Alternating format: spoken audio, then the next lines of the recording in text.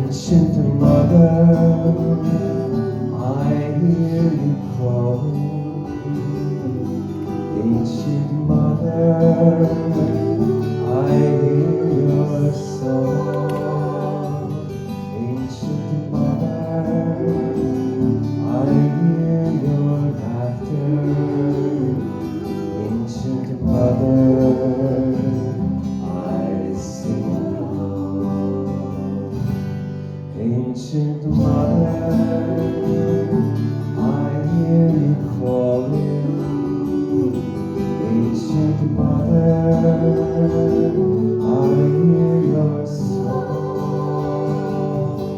Ancient mother, I hear your laughter.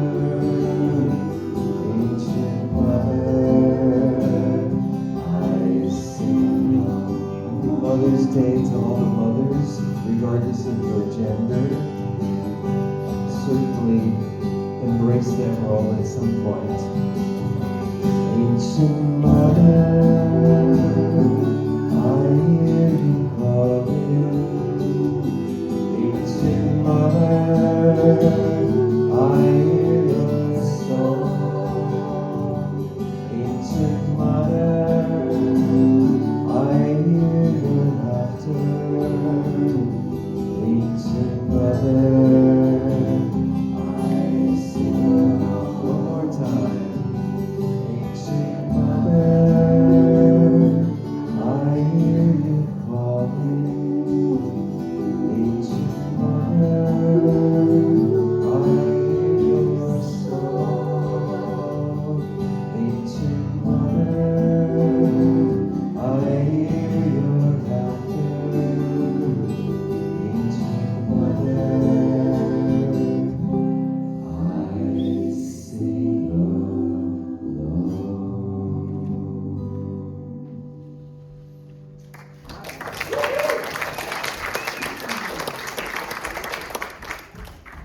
Good morning, CSL. Good morning. I really miss it when I'm not here to say good morning to you. Just so you know. All right. Let's do a few quick announcements. Thank you to our morning musician, Marilyn. Wonderful. I just love live music. It makes my heart sing. Okay, so this Wednesday at 7 p.m. will be film and discussion. Mark your calendars. We will be doing a community spring cleanup day here at CSL on Sunday, May 24th after fellowship. We will have projects to work on, so bring your gloves and work clothes to help spiffy up our center for the summer. Because, I'll tell you why in a minute. Hold tight. And then, May 31st is going to be our 5th Sunday, so the fam bam will be here. And if you haven't seen them in action, they're wonderful. We will celebrate our divine abundance as we share our exceptional income 5th Sunday of the month. Save the date. Coming this summer will be the Mile High Church Madness. We are going to have guest Reverend John Reeves here on June 21st on Father's Day. Josh. Didn't I say Josh? Yeah. Oh, Josh. Anyway, Father's Day, Reverend Josh. And then Dr. Michelle Madrano will be here to give the Sunday message on July 5th. Another good weekend. So, both are co-lead ministers at Mile High. Great. All right. Great. Yes. I managed one error. That's pretty good, right? All right, let's just say our vision statement, because you don't need anything more. Okay, we'll take a deep breath, and then all together. This center offers a path for awakening to the realization of oneness, open hearts, inspired life, empowered love. Our spiritual community welcomes all people to embrace oneness as the truth of our being. Together we see a world of love, peace, and abundance for all.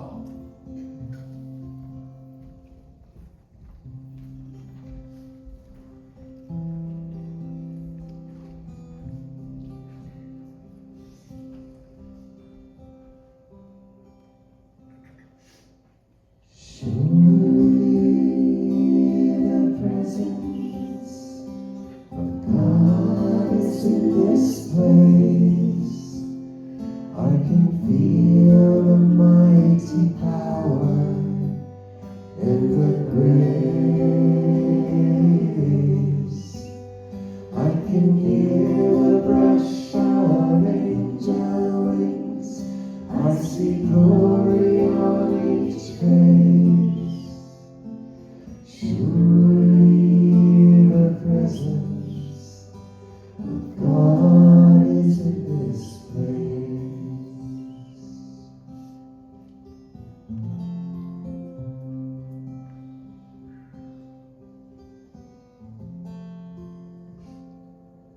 Surely the presence of God is in this place. I can feel the mighty power and the grace. I can hear the rush of angel wings. I see glory on each face. Surely the presence of God is in this place.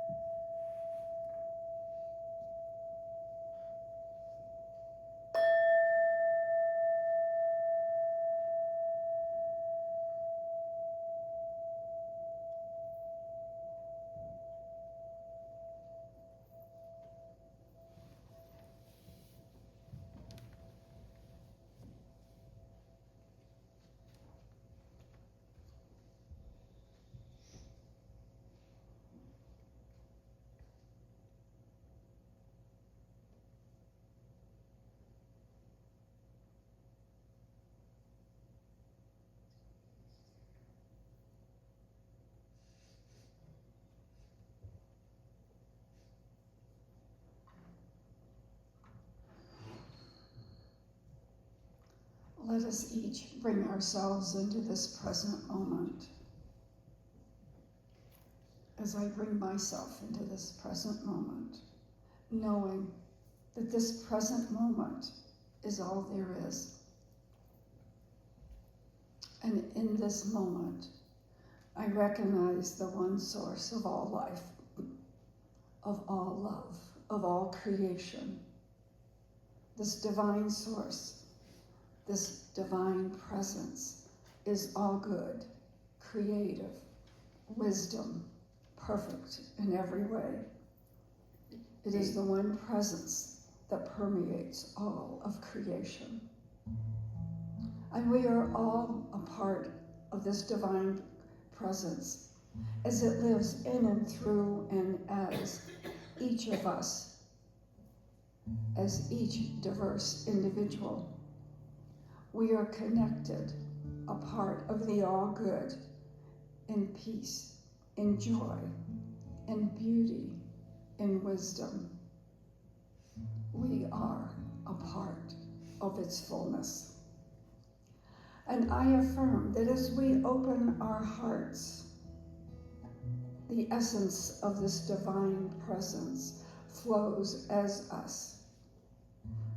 As we express this fullness of the divine as our life, we release thoughts of past and future and live in the present and as the presence.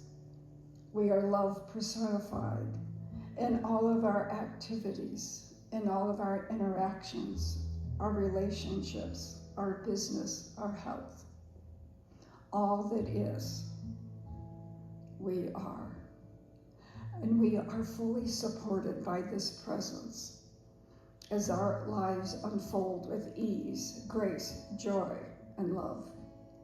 We are uplifted, guided, and supported in all of our choices to live life as we choose. Knowing this truth of our being as love, we express that love to ourselves and to others, for we are truly blessed and a blessing to each other. And the prayer requests are already active in this divine mind. Each is guided and directed to the healing power of the divine in each situation.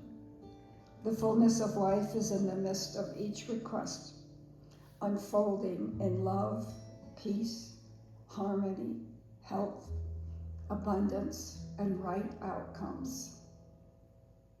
All lives are blessed with the fullness of the presence of the divine, of the fullness of life.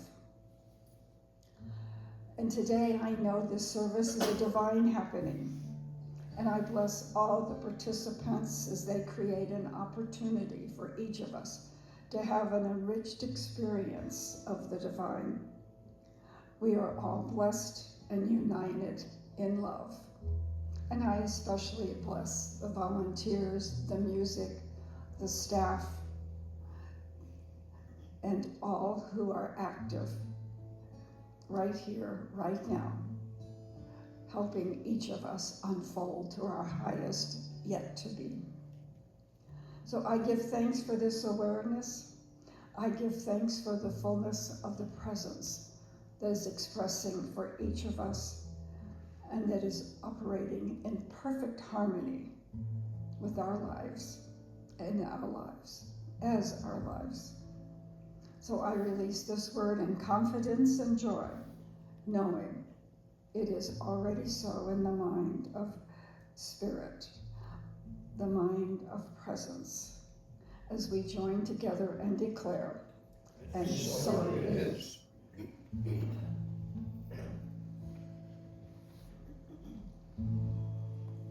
Holy Spirit, within,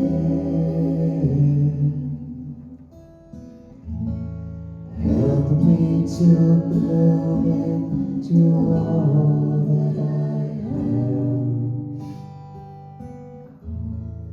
Help me to love the whole of the world.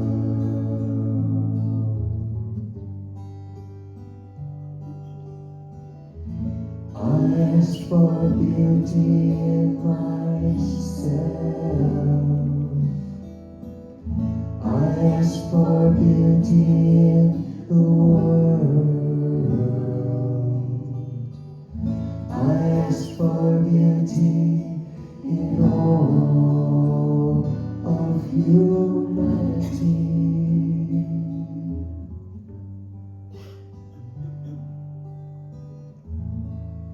Holy Spirit within, help me to bloom into all that I am. Help me to love the whole of the world.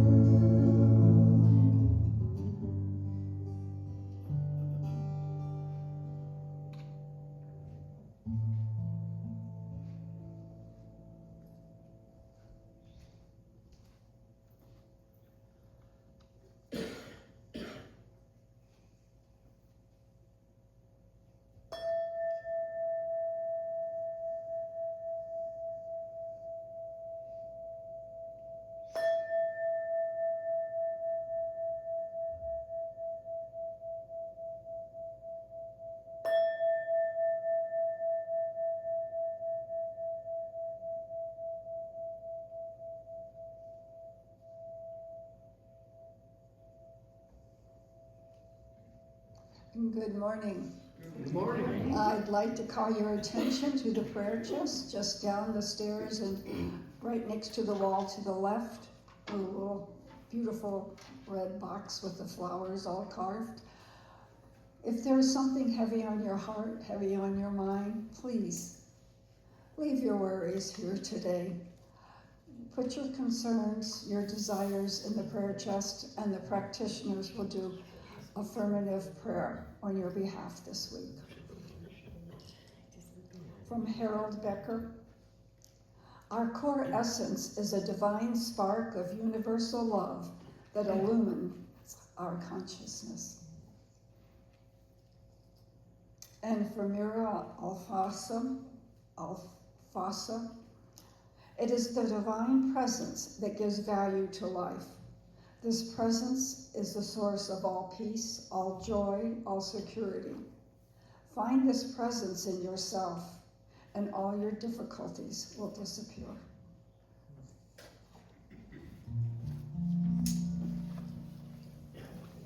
And here's a song about a mother of a different sort.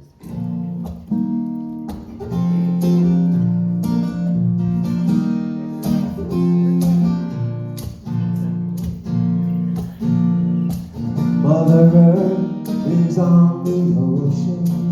Mother Earth sails on the sea. I am blessed with her devotion. Mother Earth provides for me. When the grasslands crave for water and the harvest needs sunlight, there are times when I need blessings. Mother Earth makes all things right. Green trees grow on the mountaintop.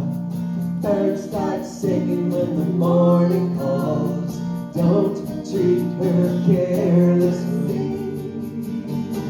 Mother Earth still cares for me. Mother Earth still cares for me. Now I'm going on a journey, and I pray all things end well.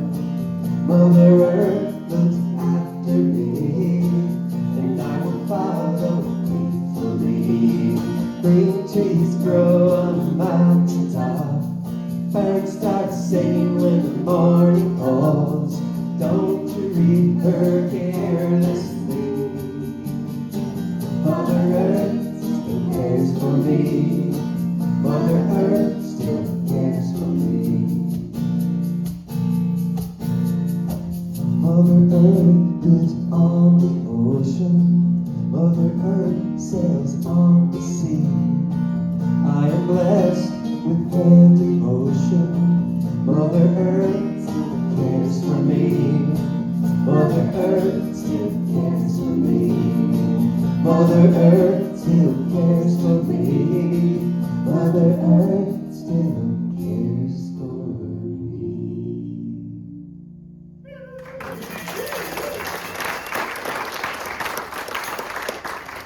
Good morning. Good morning. How's everybody feeling? Good. All right. Let's see. Read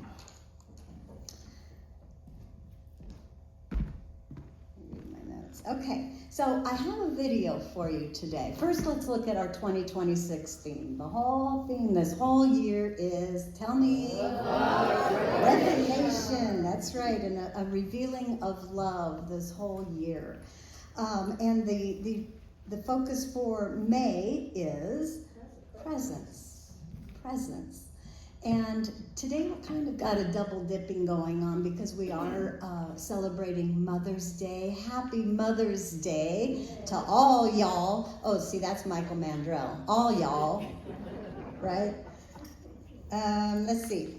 But today I have a video message for you, and I want to tell you ahead of time. I forgot to highlight this on the announcements for Mariah, and Mariah is so good at doing exactly what I ask her to do. I know. There's something to that, isn't there? Thank you, Mariah. But today is Talking Stick review board, and so after the message and after a little bit of fellowship downstairs, I know. Where's Roy? He's clear in the back. So Roy's going to take over for Jeffrey today. So he'll ring the bell when it's time to go up to the Awesome Purpose Room for a lively discussion about the message today. I saw Nancy putting new cards into the backs of the chairs. There's little index cards and pins, I believe. So you can make notes during the message and for questions or discussions or comments that you would like to remember when you go down to the talking stick. Everybody got that? So anyway, our message today is brought to you by Reverend Michael Gott, or let's see, Anna Scott calls him Michael friggin' Gott, right? She had him at her center, and I think she was so surprised that he was actually there. She said, "Oh, I can't believe it's Michael friggin' Gott." So I think I might feel that way too. We do a lot of music that Michael Gott has written. We do a lot of his music here, but he is also a minister, and he's a minister for Unity in Houston. And so this message is about your calling, and I thought it was very good. So here he is, Reverend Michael Gott.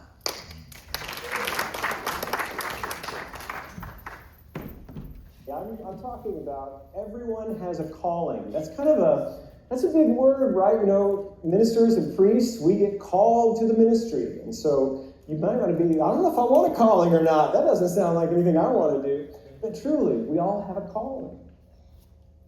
And the calling for the great work of our life, and here's the secret, which we're going to be telling you every week. The great work of your life is to be who you are. The work of your life is your life. It's not about your job. Now, we are going to be talking about vocation and contribution, absolutely. That if we get in touch with who we truly are, and then we begin to give back to others from that place, whether or not it's our paycheck. I remember years ago, Jan Van Zant spoke at my church in Dallas, and she said this. She's like, everyone has a calling. Some of y'all got to get jobs too. So it may or may not be what you do for your vocation, but it is your contribution for you to give what you are. Mary Morrissey teaches from this. There's Rumi was this 13th century, 14th century mystic poet from Persia. And he wrote these beautiful poems. There's a teaching story that she discovered somewhere along the way, and she shares it a lot. She says this: it's as if we were sent here from a far-off kingdom with but one task. And if we accomplish this one task, nothing else we do or do not do will have mattered. And if we do not accomplish this one task, nothing else we do or do not do will have mattered.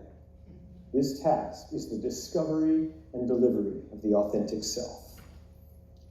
That's what this is. That's why we come to Unity. That's why we go to therapy. That's why we do our recovery work. That's why we do this inner healing, because all of us are blocked in some way because we had a childhood. Or am I the only one?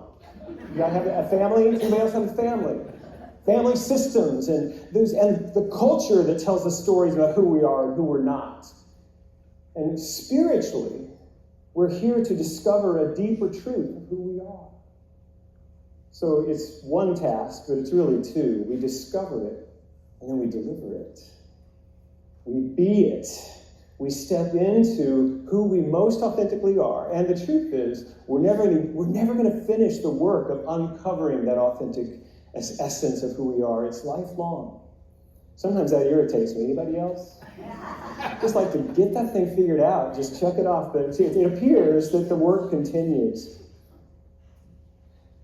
There are two books that I'm using for my research this month, or in this series. The first is The Great Work of Your Life by Stephen Coates, where he uses the wonderful teaching from Hinduism, the Bhagavad Gita, and about Arjuna on the battlefield. And the basic of the story is that this prince, Arjuna, has been called to war, and then when he gets on the battlefield, he realizes that the enemy, they're relatives. And he doesn't want to go into battle against relatives. And so he lays down on the floor of the chariot and says, I'm not going to do it. And his chariot driver reveals himself to be Krishna, the god Krishna. And most of the work is the dialogue between Krishna and Arjuna. And there's deep mystical teaching in it. Here's what Stephen Cope said. Our fantasies about fulfillment often center around the dreams of wealth, power, fame, and leisure. In these fantasies, a fulfilling life is one in which we acquire much freedom and leisure, so much freedom and leisure that we no longer have to work and strive. We can relax by our own personally monogrammed swimming pool, with the gates of our country club community firmly locked behind us, and there, at last, find true happiness and real fulfillment, perhaps contemplating the clear blue sky. The teachings of the Bhagavad Gita point to a much more interesting truth. People actually feel happiest and most fulfilled when meeting the challenge of their dharma in the world, when bringing highly concentrated effort to some compelling activity for which they have a true calling. And the term dharma can be interpreted different ways. For our purposes here, we're going to think about it as the path of our unfolding and our calling. It's this thing that is yours alone, and it's mine alone. Mine is different from yours, but I'm created for a purpose, and to discover and to deliver that purpose. To discover and deliver it, both are my dharma. That's the work of my life. Arthur Brooks is the other book that I'm working with. It's From Strength to Strength. Beautiful book, particularly around transition, and particularly around midlife transition. But here's what Arthur Brooks says, relates to the thing we just read from Cope. Happy people focus on 4 things every single day. You ready? Faith, or life philosophy. Something transcendent that reminds them how small they are. Interesting. 2, family, a mystical, irreplaceable bond. 3, friendship, deep, non-transactional love. And 4, work, where they can earn success and serve others. Neglect one, and happiness starts to fade. Nurture all 4, and life becomes rich. So we think that we'll be happy when we don't have to work anymore. We think we'll be happy when I finally get the universe shaped the way I like it, everybody's minded, they're acting right. I think then I'll be happy. And what all of the great teachings tell us is that that's not where happiness comes. Happiness comes from purpose and connection. Now, some of us don't have a relationship with our earthly families, so we have the invitation to have a chosen family, or that deep mystical bond with human beings. And friendship is not just something that we get, it's something we give. Emerson said, if you want to have a friend, you must what? Be a friend. Absolutely. You see, it's not transactional, but it is the giving and receiving nature of reality in all of these things. And we are here to receive the gift of God, the blessings and the gifts that we get, so that we can give our gift to bless others. We are a blessing and we are blessed. So this is more from Stephen Cope's Great Work of Your Life. This is Arjuna on the chariot floor. He's saying, I won't act. I won't fight against my family. I won't do it. And here's what Krishna tells him. Krishna immediately points out the problem with this do-nothing strategy. This apparent path of inaction is full of action. Says Krishna, no one exists for even an instant without performing action. Arjuna's inaction, our inaction on the floor of the chariot, the center of the intersection, is action motivated by confusion, paralysis, and disorder. It is full of action and the consequences of action. And then Krishna says, there is a certain kind of action that leads to freedom and fulfillment. A certain kind of action that is always aligned with our true nature. This is the action that is motivated by our dharma. Now, I'm not going to give you a full world religions class, but what this is saying, and this is the Eastern worldview which we share here in Unity, is that each of us is a unique, irreplaceable, unrepeatable expression of God's creativity and love. That's what we are. And as I've already said, from Sufism, from Rumi, our work is to discover the nature of our authentic being and then deliver it into reality. And we can do, when we think we're not doing anything or we're not working, guess what? We're working. That our inaction is a cause that is having more effects in the world. And so what we want to do, we're talking about great work of our life, we want to find the ways that we can be in alignment with our soul and do things that bring about freedom for me, bring about fulfillment for me, and that serve and bless the whole. Does that sound like a good plan? Yeah. My dad called me lazy when I was a kid. Oh, and I'm not, but I just hated picking okra in the middle of summer in Oklahoma. If you've never done that chore in the garden, you don't know. I wasn't lazy, but that was the worst thing you could be in my dad's household. But he instilled in all three of us, my two brothers, a real good work ethic, and we really do work hard. But I have learned that when we talk about doing spiritual work, it's like, I don't want to do that, you know? It's like I worked so hard in my life, can I just go to church and just be blessed and inspired? What do you mean you have to work? But think of it like this. What if the work of your life is in the same way we think about creating a beautiful work of art? Does that have a different feeling, the word work? It's a work, but it's beautiful, filled with expression. Or think about this way use of the word work. If something is doing what it's supposed to do and everything is going good, what do you say it do? It works. It works. Don't you want your life to work? And so we can begin to hold this idea of work not as something that's arduous or draining, but as something that is life-giving, something that is life-revealing for you. That's what we're talking about, this whole series. Here's what our co-founder Myrtle Fillmore said about the unity work. She says, the unity work, this is creating our whole denomination, our whole movement. The unity work is a dream that has been nurtured and built from the invisible to the concrete through love, devotion, and good hard work. Did you know there was such a thing as good hard work? Because it's for a purpose that aligns with your soul. And Melda Shanklin is another sort of a founder in our teaching. She wrote a wonderful book called What Are You? That's the name of the book. She says this, years do not make you old. Years are your accumulation of experiences. Life is real, age is fictitious. Say after me, life is real, age is fictitious. You feel young now? I like that. You get that distinction and you will understand that age is a habit to be avoided.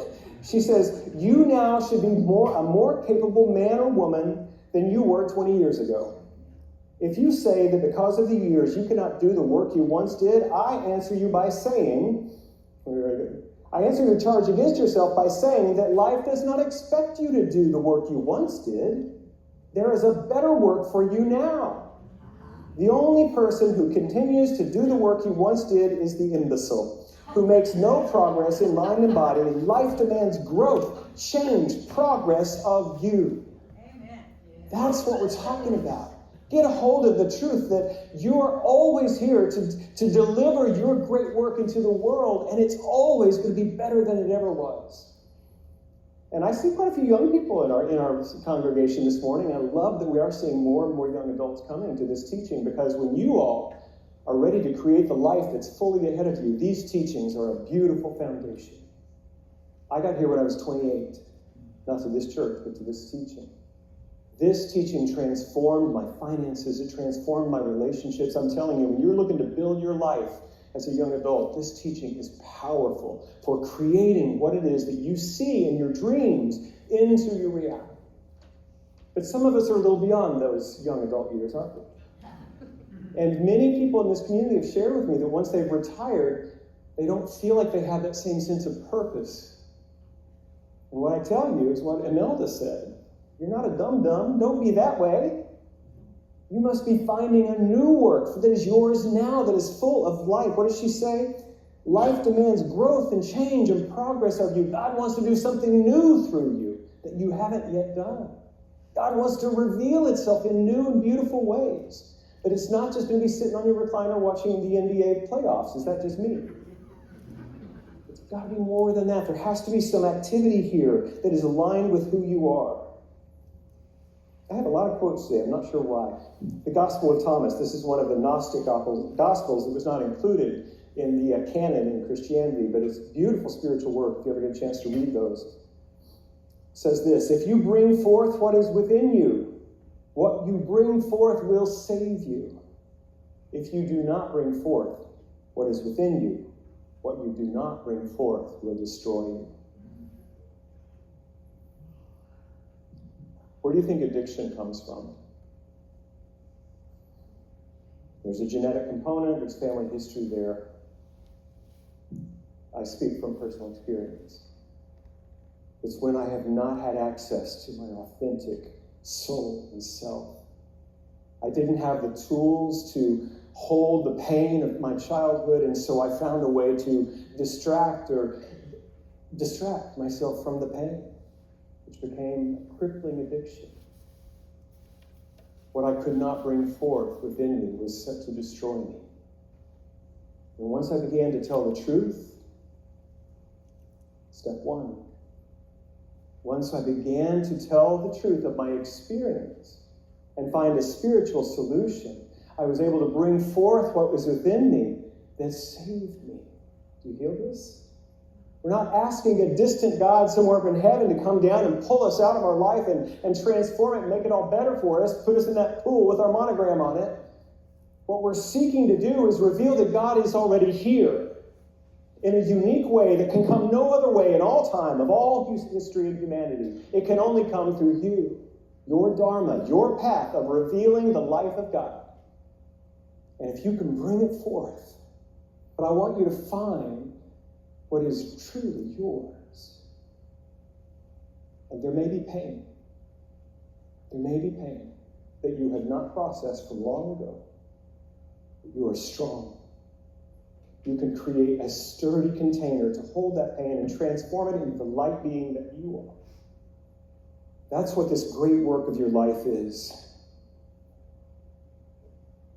You don't have to be anything you're not to do this great work. As a matter of fact, it's just the opposite. You have to be exactly what you are.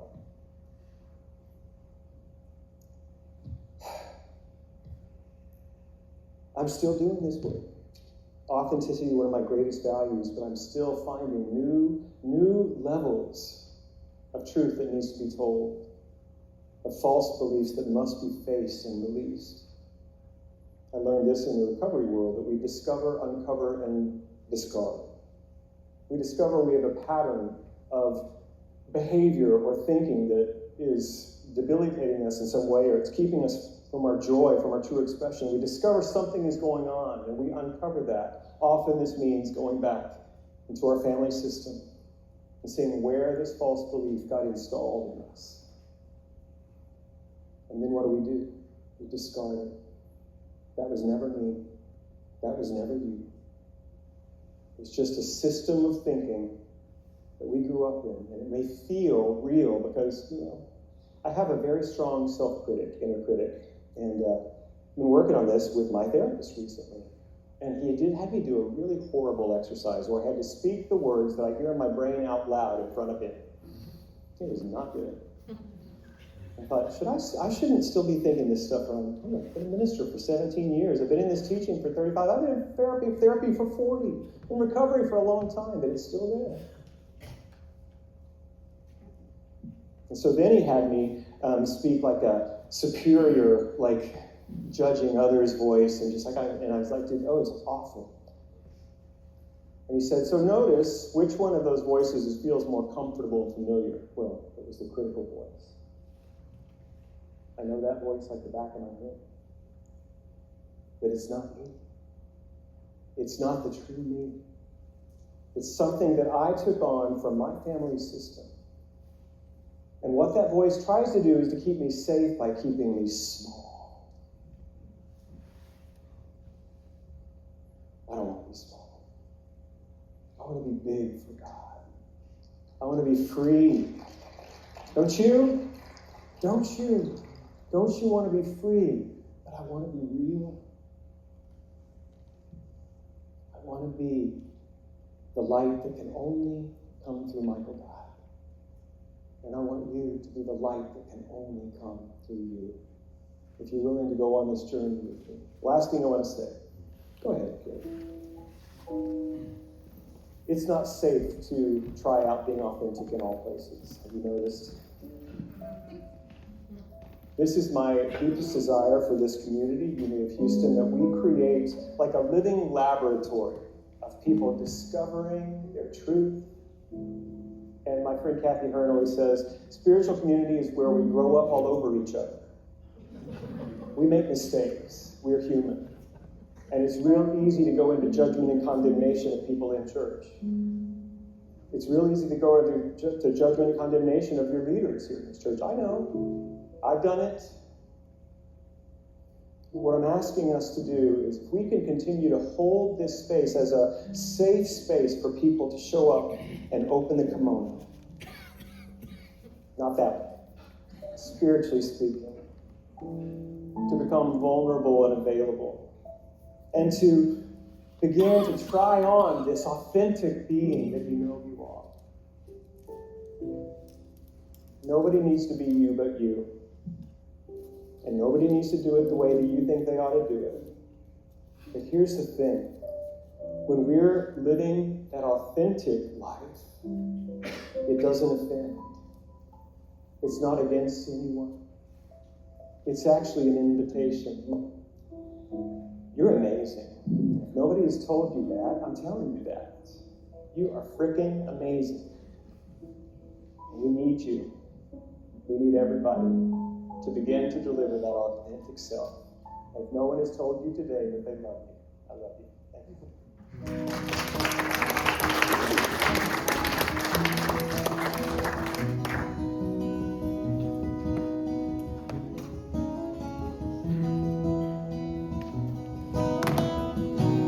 God, you are every mountain. God, you are every ocean. God, you are every canyon, every inch of earth and sky. God, you are every morning. God, you are every midnight.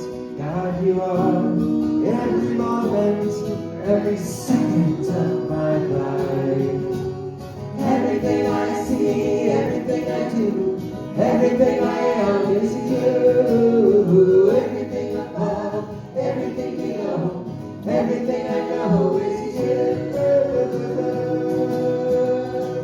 God, you are every sunrise. God, you are every moon glow. God, you are every star shine, every inch of earth and sky. God, you are every springtime. God, you are every snowfall. God, you are every season, every second of my life. Everything I see, everything I do, everything I am is you. Everything above, everything below, everything I know is you. 'Cause you are the very breath I breathe. And your perfect love created me. Everything I see, everything I do, everything I am is you.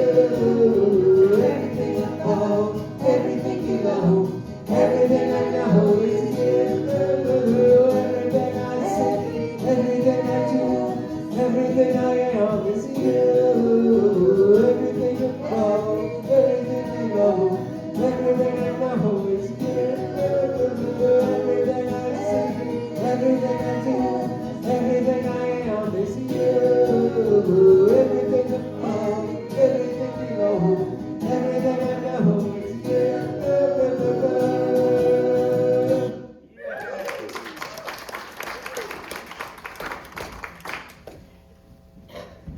Okay, as the ushers come forth, this is our time to consciously participate in the law of circulation. So if you'll take your gift in your hand, knowing that I am a part of the receiving and the giving, for I am part of that essence of life. And as I have received, I joyfully continue this flow, blessing the world that I see.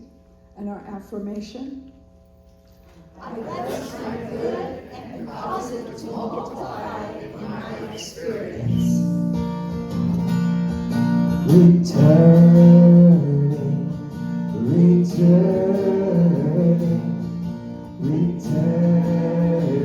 to the mother of us all. Returning to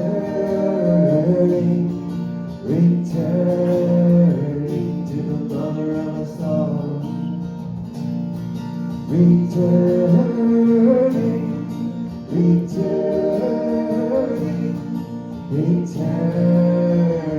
to the mother of us all. Returning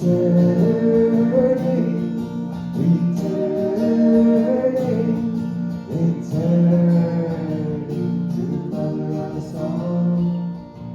To the mother of us all. To the mother of us all.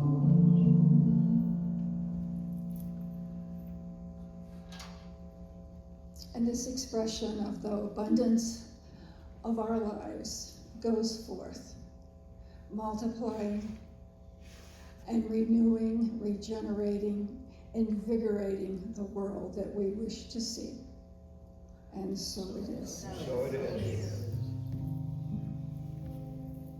With a grateful heart and a grateful mind,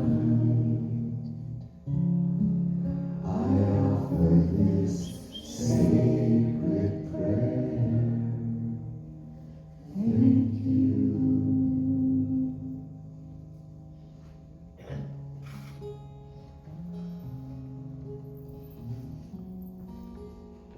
How about Michael God? I thought he was kind of on fire during that message, so I love that.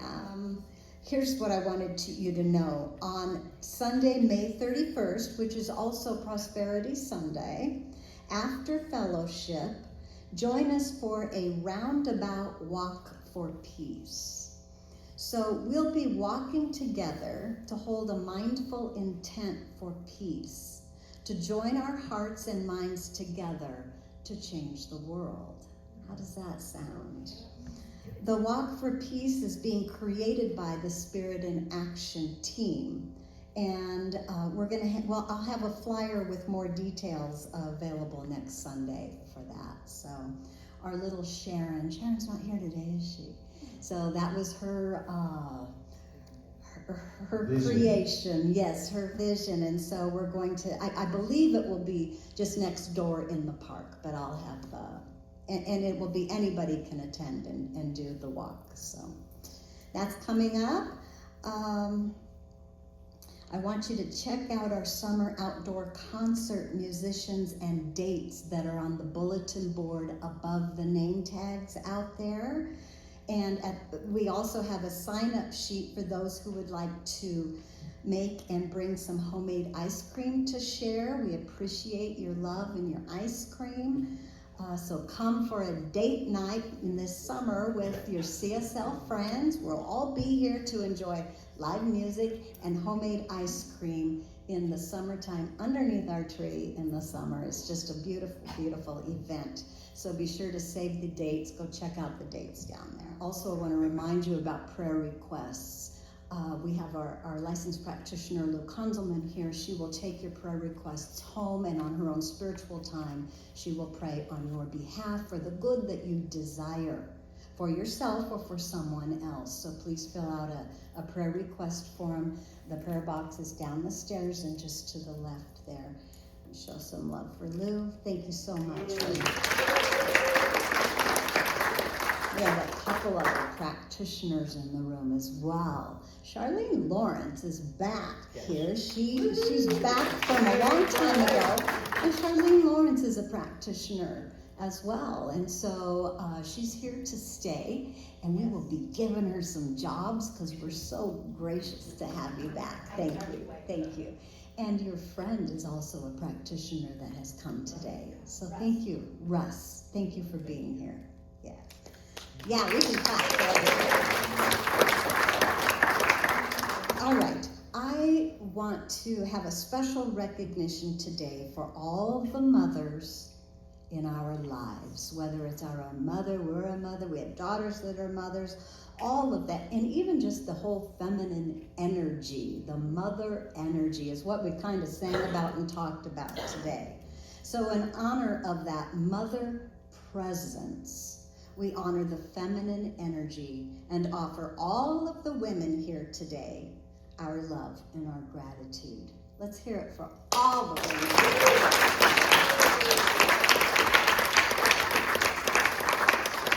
So thank you for being here. We do have a Mother's Day gift for all of you on the table. So please take a rose. There's also some Kuan Yin cards. You may pick a Kuan Yin card and take it with you.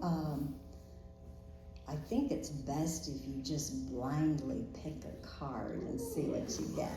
Okay, this is kind of fun. Also, take a little starter plant down here as well. You can do that after the service is over. Thank you, mothers. Happy Mother's Day.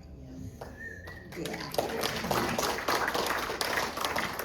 All right, so we're here to our contemplation for the month. These are affirmations that we're going to read all together, all the way down. Here we go. This moment is my friend. I sense the stillness within me. I say yes to life and accept what is. I do not take life too seriously. Thank you, Spirit, and so it is.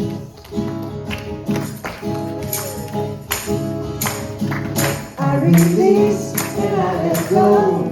Let the Spirit run my life. And my heart is open wide. It's an open air for God. No more struggle, no more strife. With my faith I see the light.